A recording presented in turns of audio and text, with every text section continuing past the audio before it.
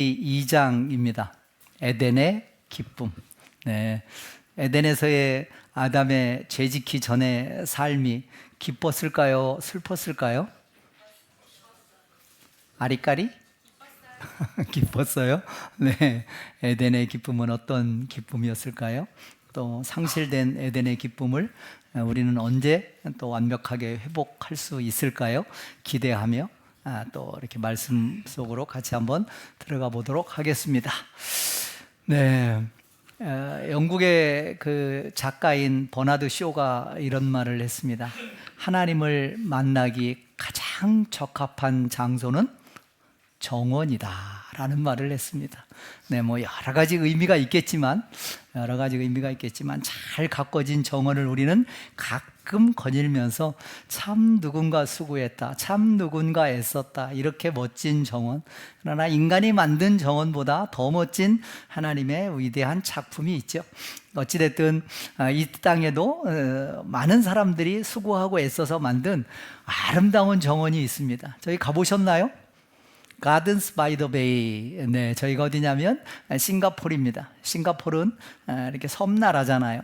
그러다 보니까 바다 마리나만을 이렇게 메워서 인공 정원을 저렇게 기가 막히게 만들었습니다. 저 가든스 바이 더 베이에 연간 방문객이 5천만 명이라고 합니다. 그러니까 우리나라 인구만큼이 저 정원을 보러 가는 거예요. 대단한 정원이죠. 네, 국가에서 어마어마한 예산을 들여서 바다를 매립해서 애써서 저런 정원을 만들었습니다. 저기에 가면 자이언트 추리가 있습니다. 높이가 무려 50m가 넘는 그런 나무들이 첨단 과학의 방법으로 저걸 만들고 저기에 조명과 꽃과 채소, 뭐 이런 화초를 심어서 저렇게 아름답게, 낮에는 낮에대로 밤은 밤대로 아름답게 꾸며놨습니다. 네, 다녀오신 분도 계실 텐데 가든스 바이 더 베이. 네, 좌측의 사진처럼 전 세계에서 유리 온실로 된 가장 큰 온실을 갖고 있습니다. 가든스 바이 더 베이가요.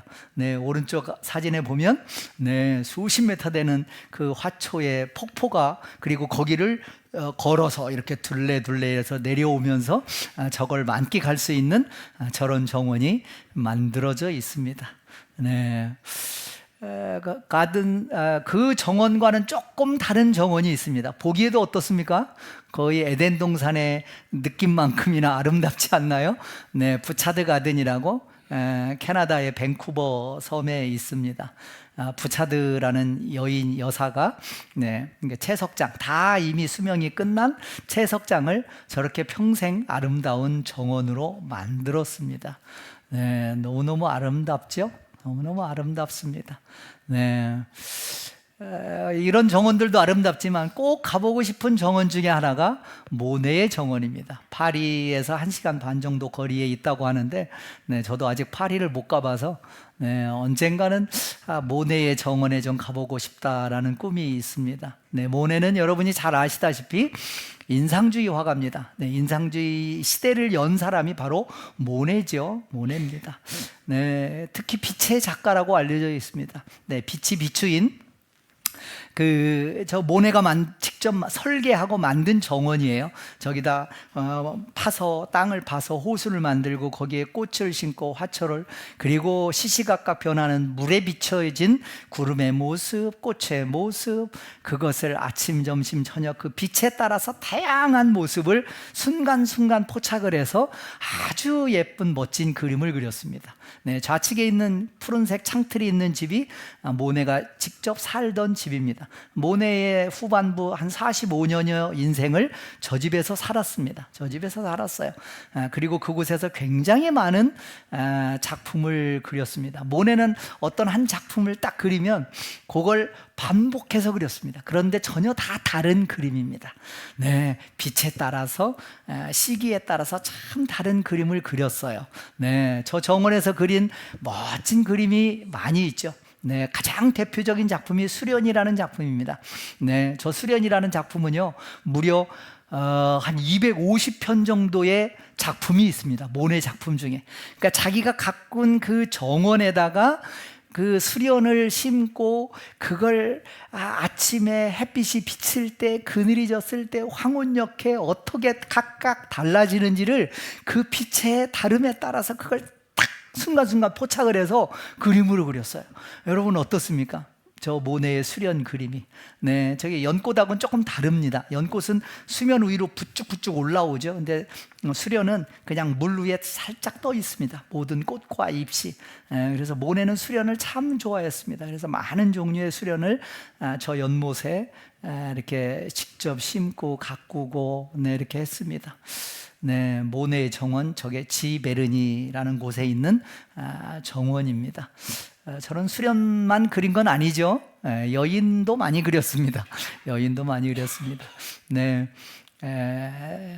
그 카미유라는 사랑했던 여인, 이렇게 화가 활동을 시작하면서 모델로 만났는데 너무나 가난하고 연약했지만 부모의 반대를 무릅쓰고 끝까지 결혼에 성공했습니다. 그래서 까미유를 참 많이 그렸어요.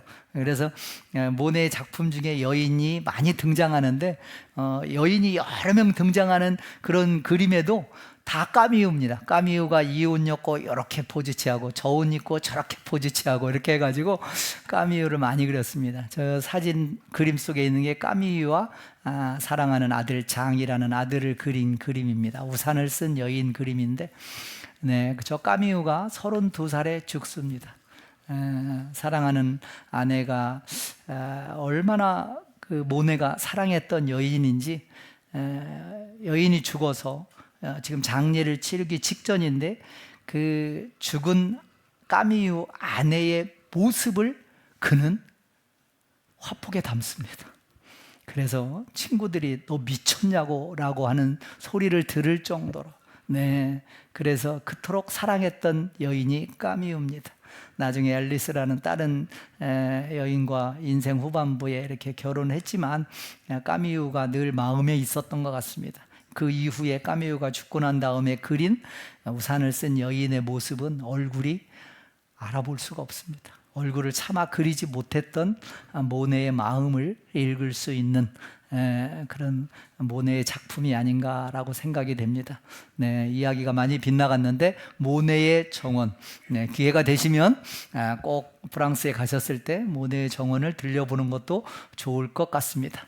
우리나라에도 못지않은 정원이 많이 있죠. 네, 여러분은 어떤 정원이 가장 기억에 남나요?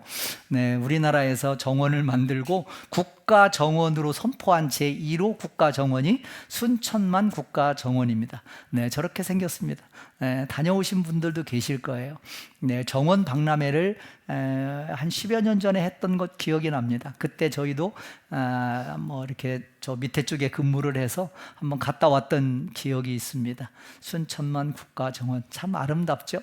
네, 정말 아름다운 정원은 어디에 있을까요? 네, 하나님이 직접 설계하시고 하나님이 직접 디자인하시고 직접 조성하신 어떤 동산?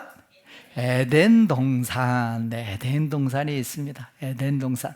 그런데 지금은 에덴 동산이 어디 있는지 알 수 없습니다. 하나님이 막으셨고, 그리고 또 그 이후에 원역사가 끝난 다음에 엄청난 이제 홍수가 있었고, 그래서 지금은 뭐 어디인지 알 수는 없습니다. 그럼에도 불구하고 잃어버린 에덴 동산을 뭐 물질적으로 찾는 게 뭐가 그렇게 의미가 있을지는 모르겠는데, 여하튼 성경의 뿌리를 찾아서 에덴 동산을 찾겠다고 발벗고 사막을 뒤지고 이란, 이라크, 튀르키예를 뒤지는 사람들이 있죠. 근데 하나님이 감추셨어요. 하나님이 못 들어가게 막으셨어요.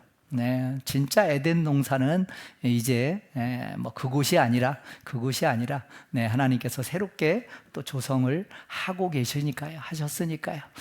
네, 오늘 함께 창세기 2장, 지난주에 창세기 1장 말씀에 이어서 창세기 2장 오늘 함께 말씀을 나눌 텐데, 2장 18절과 23절 두 계절입니다. 이 두 절 한 목소리로 같이 한번 봉독합니다. 여호와 하나님이 이르시되 사람이 혼자 사는 것이 좋지 아니하니 내가 그를 위하여 돕는 배필을 지으리라 하시니라. 아담이 이르되 이는 내 뼈 중에 뼈요 살 중에 살이라. 이것을 남자에게서 취하였은즉 여자라 부르리라 하니라. 아멘. 네, 하나님이 창세기 1장과 2장에서 천지를 창조하셨습니다. 사람을 만드셨어요. 날마다 창조하시고 뭐라고 하셨어요? 보시기에 좋았더라.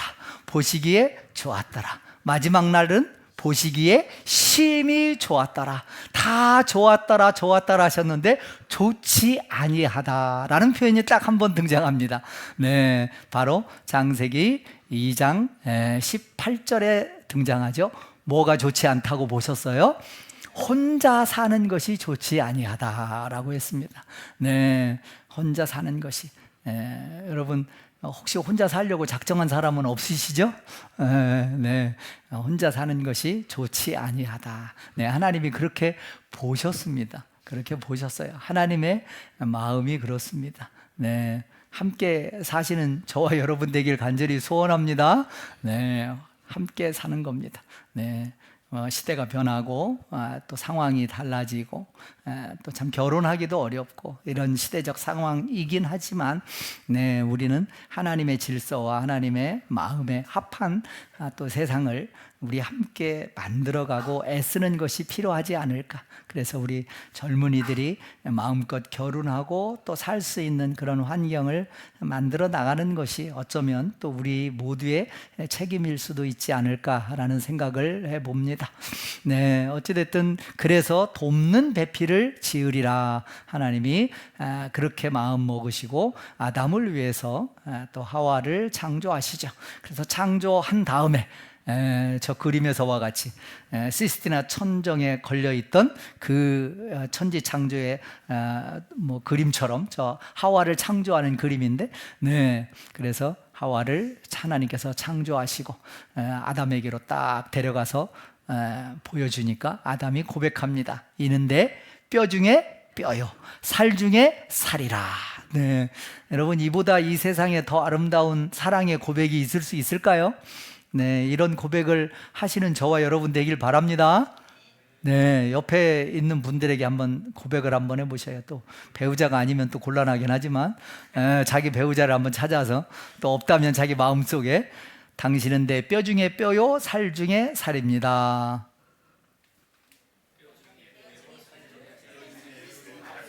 신장로님 말씀하셔야지. 눈으로만 하시면 어떡해. 눈으로만? 눈으로 말하셨어요. 이거 보통 사이가 아니만 눈으로 얘기하면 눈으로 알아듣는. 네. 내 뼈 중에 뼈요, 살 중에 살. 네, 내 살, 내 뼈입니다. 그에게 아픔이 오면 나에게 아픔이 전달되겠죠. 네, 내 뼈인데, 내 살인데 그의 아픔이 내 아픔이지 않겠습니까? 네, 우리는 가족 간에 이런 아픔을, 이런 그 감정을 우리는 느끼죠. 사실은 우리는 이 땅에서 살아가면서 어쩌면 이 지경을 조금씩 넓혀가는 것이 하나님의 마음에 합한 우리의 삶이 아닐까라는 생각이 듭니다. 네, 가족을 사랑하고 또 가족의 아픔이 나의 아픔으로 느끼듯이 또 가족을 넘어서 또 우리 목원, 또 목원을 넘어서서 우리 교회, 또 그리고 그걸 넘어서서 이웃의 아픔을 함께 느낄 수 있는 우리의 삶이 하나님의 마음에 합한 우리의 삶이 아닐까라는 생각을 해봅니다.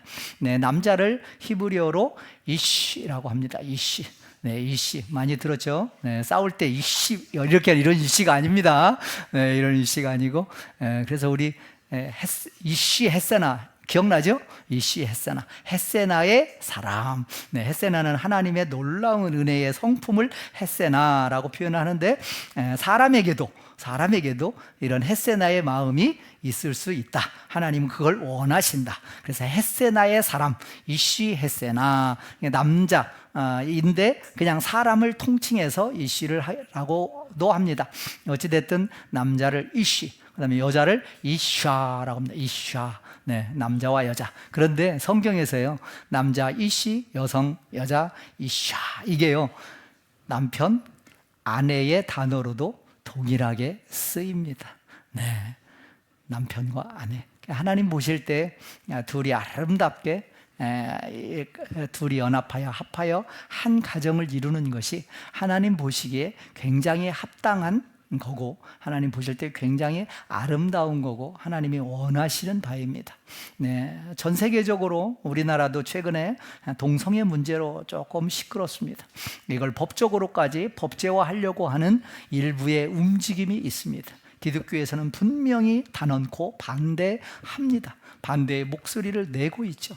어찌됐든 시대가 달라지면서 이렇게까지 왔는데 성경에서는 분명히 말합니다. 분명히 말합니다. 동성애는 하나님의 뜻이 아닙니다. 하나님이 저주까지 하셨습니다. 레위기에서도 그 말씀이 있고요. 네, 또 신약 성경에 와서 로마서와 고린도서에서도 동성애에 관련해서 하나님의 저주에 관련된 하나님의 표현이 나와요. 네, 어찌됐든 하나님의 뜻은 둘이 합하여 한 몸이 되는 것이고, 그리고 그 배우자를 향하여 내 뼈 중에 뼈요 살 중에 살이라는 아름다운 고백을 하는 것이 하나님의 섭리와 또 하나님의 작정하심이다라고 볼 수 있습니다. 네, 2장 1절을 딱 펴면 첫 번째, 천지와 만물이 다 이루어지니라 라고 말씀하십니다. 물론 창세기 1장에서 전체적인 천지 창조가 다 이루어졌지만 2장과 연계해서 다시 한번 2장의 1, 2, 3절에서 그것을 총괄적으로 이렇게 말씀을 하시면서 또 이렇게 결론을처럼 이렇게 내십니다. 그리고 이제 4절 이후에는 1장에서 사람을 창조하는 것에 조금 더 포커스를 맞춰서 이렇게 말씀을 하고 있습니다. 우리가 여행을 이야기할 때 여기 찍고 저기 찍고 쫙 여행을 이렇게 했다. 그런데 여기에서 이런 일이 있었다. 우리가 이렇게 이야기하잖아요. 그래서 창세기 1장과 2장의 창조 기사는 여러분이 그렇게 이해를 하시면 되겠습니다. 어찌됐든 하나님께서 천지와 만물을 다 창조하시고 천지와 만물이 다 이루어졌다라고 말씀하십니다. 하나님께서 이루신 천지와 모든 만물은 하나님 보실 때 완벽하게, 완전하게, 조화롭게, 아름답게 이루어졌음을 우리는 고백할 수 있습니다. 네, 우리가 살아가는 이 세상은 하나님께서 완전하게 조화를 멋지게 시켜주셨어요. 네, 뭐 한두 가지만 예를 들어 볼까요? 우리 태양과 우리 지구와의 거리가 1억 5천만 킬로미터입니다. 네, 빛으로 와도 8분 거리에 8분 정도 소요되는 거리입니다. 네, 이곳에서 우리는 살고 있습니다. 인류는 끊임없이 인간이 살 수 있는 그런 우주의 어떤 존재를 찾아 나섭니다. 근데 찾을 때 조건이 하나 있습니다. 물이 있는 곳입니다. 물이 액체 상태로 있는 곳, 그곳이 인간이 생존할 수 있는 생존 가능 구역이라고 하는데 그렇습니다. 그런데 태양과 지구와의 거리는 정확하게 액체가 물이 액체로 존재할 수 있는 이 거리죠. 조금만 가까워도 다 날아가 버리고 기화되고, 조금만 멀면 어떻게 되겠어요? 다 얼음이 되죠. 그래서 하나님께서 기가 막히게 지구와 태양 거리를 두신 거예요. 네, 여러분이 좀 기여를 하셨나요? 거기에? 여러분이 좀 애쓰셔서 적절하게 거리를 유지하셔서 살기에 적당한 거리를 두셨나요? 아니죠. 네, 하루에 지구가 한 바퀴씩 자전을 합니다. 네, 적도에서의 그 자전의 속도가 시속 1600km입니다. 여러분 1600km는 100km의 속도로 시속 100으로 달릴 때 여러분 한번 꽝 부딪혀 보셔요. 상당히 아프죠. 상당히 아픕니다. 근데 100이 아니라 1600km로 달리고 지구가 돌고 있습니다. 이 자전을 통해서 우리의 삶의 라이프 스타일이 하나님께서 적당하게 시간과 또 기후와 이런 것들을 주셨어요. 또 기울기가 23.5도 딱 돌아가지고 사계절이 기가 막히게 이렇게 해주셨어요. 네, 전적인 하나님의 은혜입니다. 하나님의 기막힌 창조 사역이에요. 네, 하나님께서 그렇게 우리가 살 수 있는 그런 동산을 창조하셨습니다. 그래서 천지와 만물이 다 이루어졌다. 그러면서 하나님이 말씀하십니다. 하나님이 그가 하시던 일을 몇째 날에 마치셨다? 7째 날에 마치셨다라고 말씀하십니다. 7째 날에 하나님이 일을 하셨어요? 안 하셨어요? 하셨어요? 안 하셨어요? 네, 네, 이 말씀에 보니까 그가 하시던 일을 일곱째 날에 마치셨다. 그러니까 일곱째 날도 창조 사역을 하셨다라고 우리는 보는 것이 합당할 겁니다. 네, 요한복음 5장에 보면 38년 된 병자를 예수님께서 고치십니다. 언제 고치셨어요? 안식일 날 고쳤습니다. 안식일 날 예수님께서 일하신 것 때문에 유대인들이 예수님을 죽이려고 그때부터 작정하고 달려들어서 공격하기 시작합니다. 그때 주님께서 말씀하십니다. 요한복음 5장 17절에서 아버지께서 아직 일하시니 나도 일한다 라고 말씀하십니다.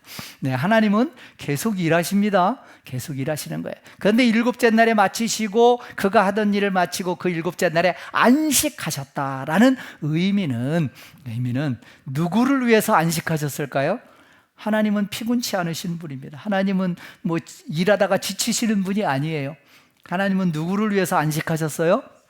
사람을 위해서, 저와 여러분을 위해서 안식 제도를 만들고 안식하셨습니다. 네, 그래서 안식의 주인은 누구예요?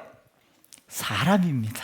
안식의 주인은 사람이에요. 그래서 주님께서 생명 살리는 일은 안식일 날에도 하신 거예요. 하신 겁니다. 사람의 생명이 그만큼 중요한 거예요.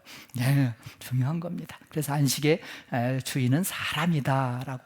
그래서 이 날을 안식하시니라. 그리고 하나님이 그 일곱째 날을 복되게 하고 거룩하게 하셨습니다. 그래서 안식일 날은 우리는 무엇을 해야 되냐면 하나님을 기억하는 것이 우리가 해야 될 일입니다. 그래서 주일날 우리 평소에도 하나님을 날마다 기억하고 말씀의 은혜를 받고 늘 그런 거지만 특별히 주일날은 이렇게 모여서 함께 예배드리고 또 찬양하고 기도하고 말씀 나누고 서로 또 은혜를 나누잖아요. 누구를 기억하기 위해서? 하나님을 기억하기 위해서. 그래서 안식일날 우리에게 가장 중요한 것 중에 하나는 뭐냐면 하나님을 기억하는 겁니다. 하나님을 기억하는 겁니다. 하나님을 기억하시는 저와 여러분 되길 간절히 소원합니다. 사실요 우리가 굉장히 많은 일을 하는 것 같지만 사람이 첫 사람 아담이 짠 하고 하나님이 창조하셔서 태어났을 때, 그가 눈을 뜨고 세상을 보았을 때 세상은 어땠을까요? 이미 완벽하게 하나님이 모든 걸 다 조성해 놓으셨습니다. 아담이 한 일이 있습니까? 없습니까? 없습니다. 하와가 한 일이 있어요? 없습니다. 하나님이 완벽하게 다 조성해 놓았습니다. 우리는 자연을 바라보며 하나님이 창조한 우주 질서를 바라보며 우리는 하나님을 기억하고 하나님을 경배하고 하나님을 찬양하고 하나님이 하셨음을 고백하는 그것이 우리의 가장 중요한 우리의 미션, 우리의 사명이 아닐까라는 생각이 듭니다. 그래서 우리는요, 하나님 앞에 나올 때 늘 겸손함으로 나와야 됩니다. 하나님 앞에 겸손함으로 나오시는 저와 여러분 되길 간절히 소원합니다. 하나님이 그 일곱째 날을 어떻게 하셨다? 복되게 하셨습니다. 하나님이 거룩하게 하셨습니다. 어떤 특정한 날이 복된 게 아닙니다. 하나님이 그 날을 복되게 하셨으니 복된 겁니다. 하나님이 거룩하게 하시니 거룩한 겁니다. 네. 어떤 물건이, 어떤 날짜가, 어떤 시간이, 어떤 사람이 거룩한 게 아닙니다. 하나님이 복되게 하신 것이 복된 겁니다. 네, 복은 지난 시간에 뭐라고 얘기했어요? 복은 원어로 바라크. 바라크는 뭐다? 무릎을 꿇다. 하나님 앞에 무릎 꿇는 것, 하나님 앞에 서는 것, 하나님을 바라보는 것, 이게 복입니다. 여러분, 최고의 복은요, 하나님과 함께하는 겁니다.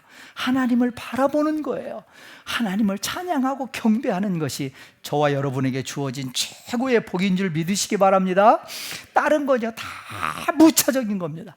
하나님과 함께 하시면 모든 것이. 저는 굉장히 더운데 지금 좀 더워요? 그러면 이게 다 꺼졌나요?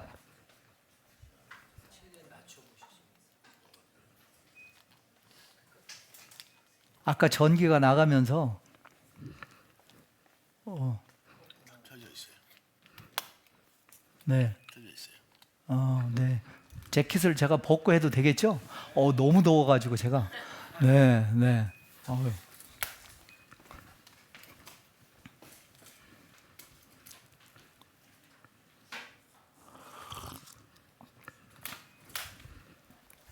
네.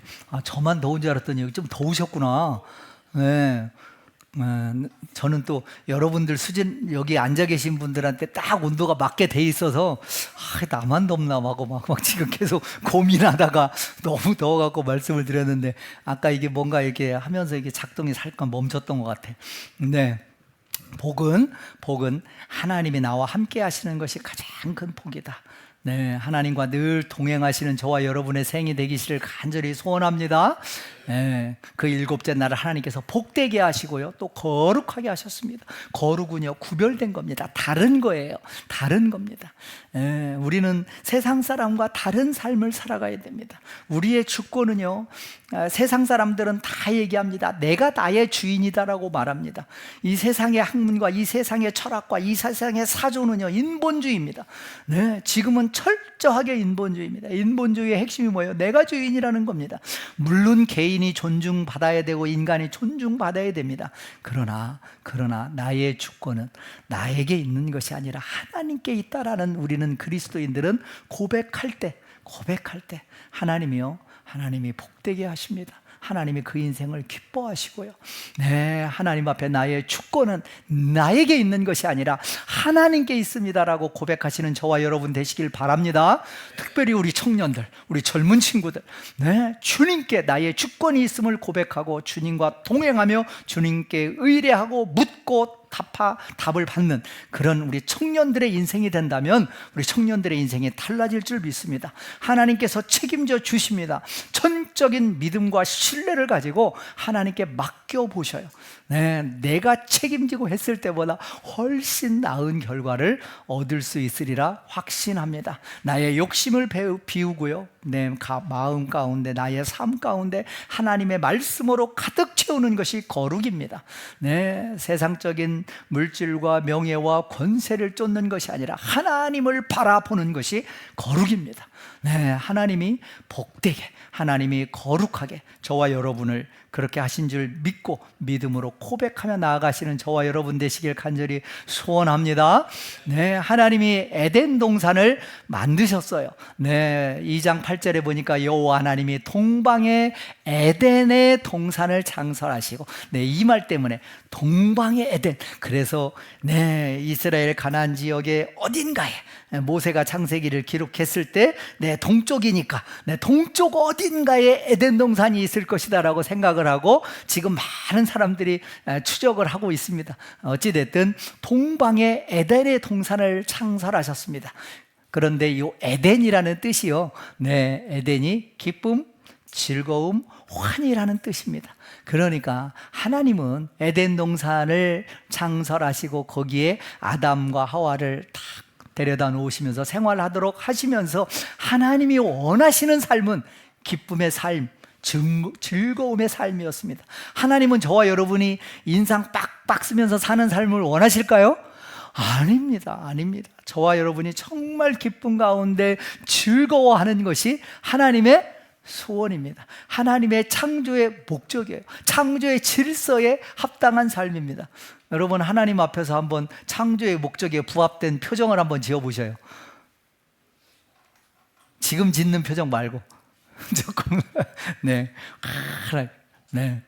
기쁨과 즐거움과 환희가 넘치는 삶, 그게 하나님이 원하시는 우리의 삶입니다. 그런 삶이 회복되어지고 그런 삶을 살아가시는, 그런 삶을 누리시는 저와 여러분 되길 간절히 소원합니다. 네, 그리고 동산을 창설해서 사람을 두고요, 여호와 하나님이 그 땅에 보기에 아름답고 먹기에 좋은 나무가 쫙 있었다라고 얘기하고 있습니다. 먹을 걱정을 했을까요? 안 했을까요? 철마다 때마다 끊임없이 맺혔습니다. 네, 먹을 걱정을 하지 않았어요. 네, 하나님이 원하시는 거는요, 저와 여러분에게 하나님이 원하시는 거는요, 먹고 사는 일에 우리의 모든 에너지를 다 쏟길 원하지 않으십니다. 먹고 사는 일에 우리가 정신 팔려 있는 것을 하나님은 원하시지 않으십니다. 정말입니다. 에덴 동산에서의 삶이 그렇습니다. 네, 우리는요, 하나님을 위한 존재로 지음을 받은 존재입니다. 먹고 사는 일에 나의 모든 신경과 에너지를 곤두 쓰는 것이 아니라 하나님을 위한 존재, 하나님을 위한 존재. 저와 여러분의 정체성은 먹고 사는 일에 함몰되는 것이 아니라 하나님을 위한 존재로 이 땅에 태어났고 창조함을 받았고 살아가고 있다는 것을 꼭 기억하시기 바랍니다. 그게 저와 여러분의 살아있는 이유, 살아야 하는 이유입니다. 네. 그래서 그런 좋은 나무를 나게 하셨습니다. 그리고 동산 중앙에는 뭐가 있었어요? 두 나무가 있었죠. 무슨 나무에? 생명나무와 선악과가 있었습니다. 생명나무와 선악과. 네, 여러분은 두 나무 중에 어느 나무에 먼저 눈이 가고 손이 갈까요? 생명나무요. 할렐루야. 그런 자에게 생명이 긴 은혜가 있길 바랍니다. 네, 네. 그런데 선악과 생명나무 있으면요, 네, 성경에도 생명나무가 앞에 나옵니다. 네, 생명나무 그리고 선악을 알게 하는 나무. 그런데요, 굉장히 많은 그림 중에 선악과가 앞에 나오는 그림이 굉장히 많습니다. 네, 인간은 본능적으로 만지지 말라, 따먹지 말라 하는 것에 먼저 손이 가고 눈이 가요. 네, 그게 인간의 본능이 아닌가 싶습니다. 어찌됐든 생명나무는요, 생명나무는 하나님이 생명나무에 많은 열매를 맺게 하시고 그 생명나무의 열매를 아담에게, 하와에게 먹게 하셨다, 먹지 못하게 하셨다. 다시 묻습니다. 생명나무 열매를 하나님이 아담과 하와에게 먹게 하셨다, 못 먹게 하셨다? 네, 두 번째 물으니까 막 답이 모아져서 그냥 막 딱 이렇게 나오네요. 네. 생명나무 열매를 마음껏 먹게 하셨습니다. 네. 생명나무 열매를 먹으면 영원히 산다, 언젠가는 죽는다. 할렐루야. 대단하시네요. 먹어보지도 않고 어떻게 이렇게 잘하셔요. 네, 생명나무 열매를 먹으면 영원히 살 수 있습니다. 그런데 나중에 죄 짓고 난 다음에 아담과 하와를 에덴 동산에서 하나님이 추방시키면서 생명나무에 접근할 수 있도록 막았어요? 못하게 했어요? 못하게 했죠. 막았죠. 왜? 죄 지은 인간이 생명나무 열매를 따먹고 영생할까 하노라 라고 염려하시면서 천사로 하여금 지키게 했습니다. 어찌됐든 우리는 아직 보지 못했지만 에덴의 생명나무를 하나님은 두셨고 아주 사시사철 풍성한 생명나무 열매를 마음껏 따먹었습니다. 그래서 그 생명나무를 열매를 먹으면서 생명의 근원 대신 누구를 기억해요? 하나님을 기억해야 하는 생명나무 열매였습니다. 그리고 선악을 알게 하는 나무. 가장 많은 처음에 전도하면 또 교회를 다니기 시작하면 성경을 막 읽으면 가장 먼저 던지는 첫 번째 질문이 뭐예요? 왜 선악과를, 하나님은 다 암시롱 다 알면서 왜 선악과를 다 따먹을 줄 알면서 왜 거기다 두셨어요? 라고 질문을 많은 사람이 합니다. 여러분도 그런 질문을 과거에 했죠? 지금도 아마 하고 있는 분들도 계실 수도 있을 겁니다. 어찌됐든 나중에 이야기할 기회가 있을지 없을지 모르겠는데 어찌됐든 이 나무는 선악을 알게 하는 나무입니다. 나중에 3장에 가서 나오겠지만 그 사탄이 꼬일 때, 이렇게 유혹할 때 이걸 먹으면, 선악과 열매를 먹으면 네가 누구같이 된다고? 하나님같이 된다. 하나님. 근데 그 말은 진짜일까요? 거짓일까요? 네, 진짜입니다. 진짜 하나님같이 되는 거예요. 무엇에? 선악을 아는 일에. 선악과를 먹기 전에 사람은 선악의 기준은 하나님께 있었습니다. 인간이 그걸 판단하는 기준이 없는 거예요. 하나님이 선하다, 선한 겁니다. 하나님이 악하다, 악한 겁니다. 그게 맞습니다. 선악과를 먹은 이후로 어떻게 됐을까요? 내가 하나님이 됐습니다. 내가 심판자가 됐어요. 내가 판단합니다. 너는 선해, 너는 악해. 너는 선하니까 너는 좋고, 너는 악하니까 너는. 판단을 누가 해요? 인간이 하는 겁니다. 내가 하는 겁니다. 그게 선악과의 과일을 먹은 그 결과인 것이죠. 네, 그래서 선악을 알게 된 겁니다. 네, 선악은 하나님께 있습니다. 그런데 선악과를 먹은 이후에 인간의 판단과 기준이 하나님이 해야 될 일을 내가 하는 겁니다. 그래서 내가 다 판단합니다. 그렇죠? 사람이 하는 일이 뭐예요? 잘 보셔요. 사람이 만나서 뭐 해요? 다 평가합니다. 내 주변에 있는 모든 사람을 평가합니다. 내 마누라는 이래서 좋고 이래서 나쁘고 내 남편은 이래서 내 자식은 이래서 내 모든 사람을 평가하는 겁니다. 그게 선악과를 먹은 죄를 지은 인간의 모습입니다. 내 모습입니다. 선악은 하나님께 속한 겁니다. 네, 어찌됐든 생명나무, 선악을 알게 하는 나무를 동산의 중앙에 두셨어요. 하나님이 왜 그거를 두셨을까요? 잠시 후에 또 말씀 나누겠습니다. 네, 어찌됐든 에덴 동산은요, 강이 에덴에서 흘러나와 동산을 적셨습니다. 그러니까 4개의 강의 발원지가 에덴 동산입니다. 그러니까 물이 동산을 충분하게 적셨다라고 얘기합니다. 동산을 적시고 거기서부터 갈라져서 4근원이 됐습니다. 첫째 이름은 비손입니다. 비손은 금이 있는 하윌라 온 땅을 둘렀다고 이야기합니다. 하윌라 온 땅이 어딘지, 비손강이 어딘지 우리는 알 수 없습니다. 두 번째 강은 기혼강입니다. 구스 온 땅을 둘렀다고 말합니다. 물론 성경에서 구스는 이집트 밑에 이디오피아를 구스라고 부릅니다. 그러나 여기서 말하는 구스가 그 구스인지는 성경적 연결점은 없습니다. 어찌되든 둘째 강 기혼, 구스 온 땅 어딘지 모릅니다. 셋째 강 히데갈, 티그리스 강입니다. 그리고 아스로 동쪽으로 흘렀고, 넷째 강 유브라데스 강이죠. 메소포타미아 문명이 티그리스 강과 유브라데스 강이 있었고, 그래서 2개의 강의 이름은 지금도 계속해서 내려오기 때문에 그 2개 강과 연관되어 있는 어디일 것이다. 그래서 이라크냐? 이라크가 주일 것이다. 아니다, 그 상류로 흘러가면 튀르키예다.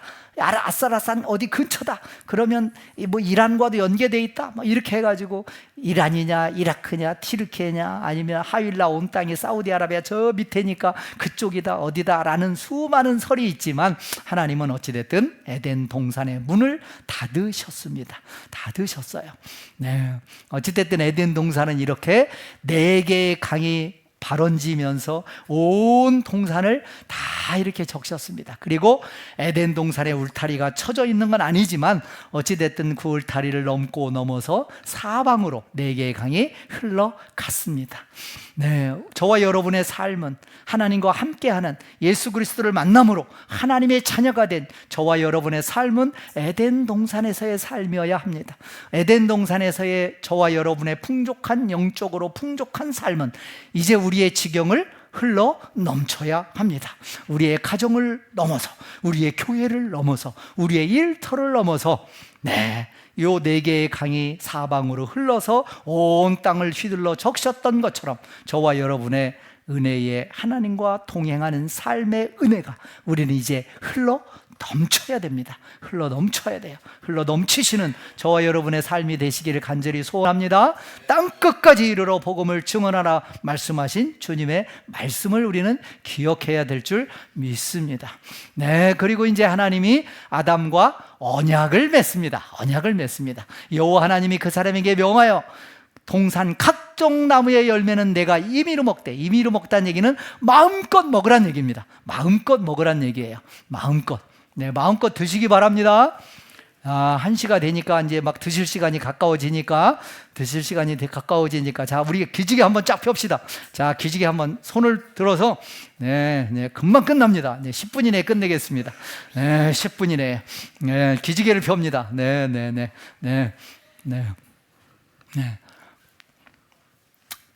하나님이 아담과 맺은 첫 번째 언약, 동산 각종 나무의 열매는 내가 마음껏 먹되 선악을 알게 하는 나무의 열매는 어떻게 하라? 먹지 말라. 먹는 날에는 어떻게 된다? 반드시 죽으리라. 죽으리라가 아니에요? 어떻게 돼요? 반드시 죽으리라. 반드시 죽으리라. 네, 각종 나무의 열매가요, 찾아보니까 그 모든 나무와 식물의 열매가 이 지구상에 있는 게 한 7만에서 8만 종 정도 된다고 합니다. 그 중에서 인간이 먹을 수 있는 과일 종류는 약 한 7,500종류 정도 된다고 합니다. 에덴 동산에 그 중에 몇 종류의 과실이 있었는지는 모르겠으나 각 각종 나무의 열매가 있다고 한 거 봐서는 수천 종류가 있었을 것 같습니다. 우리는 지금은 저기 뭐 동남아 가야 먹을 수 있는 것, 저기 뭐 어디 북쪽 가야 먹을 수 있는 것들이 지역에 따라 다 다르지만 에덴 동산은 다 있었을 거예요. 네, 그걸 다 임의로 먹으라고 그랬습니다. 그런데 딱 하나 먹지 마라. 숫자상으로 생각하면요, 7,500대 1입니다. 99.999는 먹고 0.0011 하나는 먹지 말라. 그런데 인간은 그 중에 뭐에 포커스를 맞춰요? 참 신기하죠. 마음껏 그 진귀한 걸 다 먹어라 마음껏. 그리고 하나는 먹지 마라. 먹으면 반드시 죽으리라 그러는데 사람은 거기를 계속 쳐다보는 거예요. 참 신기하죠. 신기합니다. 어찌됐든 하나님께서 언약을 우리에게 행위 언약입니다. 다 먹되 그거는 먹지 마라. 이걸 지키면 너는 살고 이걸 어기면 너는 죽으리라.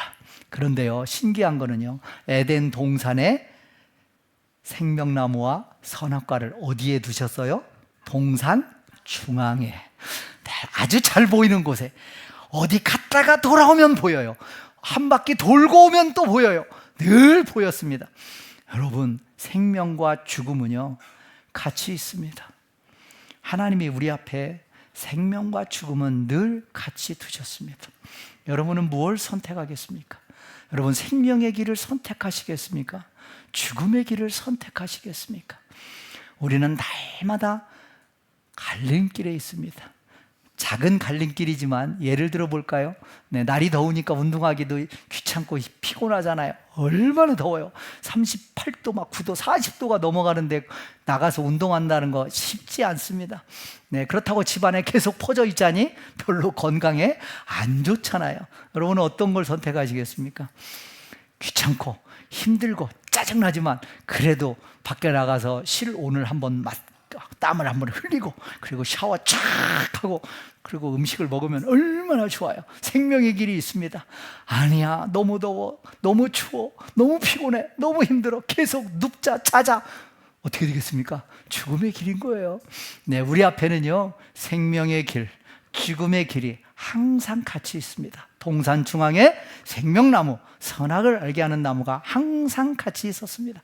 하나님께서요, 약속해 주셨습니다. 다 먹어라, 이건 먹지 마라. 그 말씀을 지킬 때 그에게는 영원한 생명의 길이 보장되어 있는 것이고, 그 말씀을 어길 때요, 하나님은 죽음으로 그를 인도하는 겁니다. 네, 우리는 꼭 기억해야 됩니다. 저와 여러분의 순종이, 하나님 앞에서의 순종이 저와 여러분의 미래를 결정한다는 기억을, 이 행위 언약을 통해서 우리는 다시 한번 기억해야 됩니다. 네, 그리고 하나님께서 아담에게 두 가지 사명을 주셨습니다. 네, 오늘 말씀 15절에 보니까 여호와 하나님이 그 사람을 이끌어 에덴 동산에 두어 그것을 어떻게 했어요? 경작하고 지키게 하셨습니다. 네, 아담의 일은 에덴 동산을 경작하고 지키는 거예요. 여기서 경작한다는 게 아니라 경작하는 것이 무슨 막 매일 지금처럼 논밭 일을 하는 그런 의미는 아닙니다. 다스림의 의미입니다. 먹고 사는 건 충분했어요. 네, 그걸 안 해도 됐어요. 경작하고 지키고 다스리는 게 아담의 미션이었습니다. 네, 그래서 우리는요, 요 하나님이 아담에게 주신 이 사명, 소유가 아닙니다. 관리예요. 네, 우리는 뭔가를 소유하고 우리는 뭔가를 내 것으로 기록하고 문서를, 우리는 이런 인간적인 이런 것들이 있잖아요. 근데 하나님은 우리에게 소유를 주지 않으셨습니다. 우리는 관리입니다. 그래서 내가 가진 그 어떤 것도 내 소유는 아니다라는 것을 우리는 너무나 사실은 잘 압니다. 우리가 가는 날, 우리의 육체의 생명이 끝나는 날, 그 어떤 것도 하나 갖고 갈 수 없다는 것을 우리는 너무나 잘 알고 있습니다. 내 것이 아닙니다. 내 것이 없습니다. 하나님은요, 우리에게 소유로 주지 않으셨습니다. 네, 잠시 맡겨둔 겁니다. 다스림의 권세를 통해서 우리가 잘 관리하도록 한 거예요. 네, 그리고 그 미션 사명을 하나 주셨고, 두 번째 미션, 하나님이 창조하신 각종 들짐승, 공중의 각종 새, 그걸 다 아담에게 불러서 아담에게 이름을 짓게 했습니다. 그래서 어떻게 뭐라고 이름을 짓나 보자라고 했는데 아담이 그 새의 그 짐승의 속성을 꿰뚫어보고 통찰력 있게 지혜롭게 속성을 정확하게 알아보고 그 속성에 맞는 이름을 아담이 다 지어줬습니다. 최초의 아담 사람에게는요 하나님이 놀라운 통찰력과 지혜를 주셨습니다. 네, 저와 여러분에게도 예수 그리스도를 믿어 이제 의인이 되었고 새 사람이 되었으니까 하나님께서 이런 지혜와 통찰력을 주실 줄 믿습니다. 네, 특별히 우리 젊은 세대들, 다음 세대, 네, 우리 도연이도 있고 요한이도 있고 있는데, 네, 우리 젊은 세대, 네, 하나님께 기도하세요. 하나님께서 통찰력을 주시옵소서. 하나님 지혜를 주시옵소서. 네, 그 하나님이 주신 지혜와 통찰력으로 이 세상을 멋지게 살아가시는 그런 우리 청년들 그리고 우리 모두가 됐으면 좋겠습니다. 네, 어떤 이름을 붙인다는 것은요 주권과 통치권의 문제입니다. 네, 그래서 이름을 부모가 지어주고 할아버지 할머니가 지어주잖아요. 네, 그리고 옛날 왕이 이름을 호를 지어주고 심지어 우리나라가 힘이 없을 때 중국에서 너를 왕으로 삼노라 이렇게 했잖아요. 네, 그리고 조선시대 때 왕이 고려시대 때도 왕이 성씨를 부여하고 이름을 이렇게 했단 말이에요. 그의 소유를 의미하는 겁니다. 이름을 지어준다는 의미는 그런 어떤 의미가 아담이 이름을 지었다는 것에 의미가 있습니다. 그리고 아담이 모든 피조물들을 다스리고 통치한 것은 아담에게 사람에게 주신 그 언어로 피조 세계를 다 다스리고 통치할 수 있는 그런 권세를 하나님이 주셨습니다. 그래서 우리 인간에게는요 언어로 세상을 다스리고 통치하는 권세를 주셨습니다. 저와 여러분의 말이 힘이 있습니다. 여러분에게 하나님이 주신 그 말의 권세로 여러분은 사람을 살리시기 원합니다. 사람을 죽이는 것이 아니라 사람을 살리는 그런 말을 저와 여러분 하기를 원합니다. 여러분 말 한마디, 누가 나를 말 한마디 해서 내 마음이 그냥 이렇게 좋은 말로 심쿵이고 나쁜 말로 뭐예요? 마음이 그냥 천길 아래로 이렇게 툭 떨어지는 그런 말이 있잖아요. 말이 사람을 죽이는 겁니다. 말이 사람을 살리는 거예요. 여러분의 말로 사람을 살리시기 바랍니다. 누군가를 격려하고 누군가를 세워서 살리시는 저와 여러분 되길 간절히 소원합니다. 그리고 하나님이 아까 우리 처음 본문 읽었던 것처럼 하나님이 좋지 않게 본 것 혼자 사는 것, 그래서 그를 위해서 돕는 배필을 지으리라. 그래서 하나님이 쫙 지으시는 과정이 성경에 쫙 나오잖아요. 아담을 잠들게 합니다. 우리 마취과 의사 우리 박범동 집사님이 마취를 잘 시켜야 수술하는 시간 내내 10시간이면 10시간, 20시간이면 20시간, 1시간이면 1시간 그 딱 맞게 마취를 시켜서 절대 살을 베도 통증을 못 느끼게 만들잖아요. 하나님이 완벽하게 아담을 깊이 잠들게 하셨습니다. 그래서 갈비뼈를 하나 통째로 꺼내는데도 아담은 전혀 느꼈다 못 느꼈다? 못 느꼈다. 박범동 집사님도 하시는데 하나님이 못 하시겠어요? 다 하지. 그래가지고 아담을 깊이 잠들게 해가지고 갈비뼈 하나를 만들어서 빼가지고 여자를 탁 만들었습니다. 그래서 여기 있는 남자들은 흙으로 만들었어요. 그래서 우리 황 집사님 저 흙으로 만드니까 좀 거칠잖아. 우리 황 집사님 손 만져봐. 얼마나 일을 열심히 하셨는지 그게 느껴지잖아. 거칠잖아. 근데 여성은 흙으로 안 만들고 뭘로 만들었어요? 갈비뼈로 만들었어요. 본 차이나 그래서 하여튼 뼈로 좋은 재질로 한번 1차 가공한 재질로 만들었기 때문에 훨씬 고급지고 훨씬 부드럽고 훨씬 우아하고 훨씬 아름답습니다. 옆에 한번 보시면서 참 아름답습니다. 한번 해보셔요. 고백해 보셔요. 유인걸 집사님 빨리 윤덕희 권사님 보고 하셔. 참 역시 본으로 만들어도 다르네. 하셔. 네, 다르게 만드셨습니다. 그런데 어디로? 옆구리 갈비뼈를 통해서. 네, 머리털 뽑아서 안 만들었습니다. 또 머리로 이런 발끝에서 안 취했습니다. 동등한 위치에서 취해서 아담과 하와 동등한 위치로. 네. 근데 사실은 돕는 배필이잖아요. 그래서 처음에 아내가 야, 왜 내가 돕는 배필이야? 라고 기분 나빠할 수 있는데 기분 나빠하시면 안 돼요. 우리 여성 동지들. 네. 돕는다는 건 누가 도와요? 힘이 없고 도울 힘이 없고 없고 도울 권세도 없고 도울 능력도 없는 사람이 도울 수 있어요, 없어요? 없습니다. 돕는다는 건요, 힘 있는 자입니다. 돕는다는 건 능력이 있는 자가 돕는 거예요. 그러니까 우리 여성들 자부심을 가지고 열심히 도우시기 바랍니다. 돕는 존재. 어찌됐든 아내뿐만 아니라 우리 남편과 아내 각각 자기 입장에서 내가 도울 일이 뭐 있는가를 먼저 생각해야 됩니다. 나를 좀 도와줬으면 왜 이 시간에 이 상황에 나를 돕지 않아? 라는 것이 아니라 이 상황에 이 시간에 내가 무엇을 도와줄 수 있나를 먼저 생각하시는 우리 모두가 되면 가정이 행복할까요? 안 할까요? 행복합니다. 바라니까 섭섭한 거예요. 바라지 말고 내가 도울 일이 무엇인가를 24시간은 어렵겠지만 23시간 정도는 그렇게 생각하시면서 살아가시는 저와 여러분 되길 간절히 소원합니다.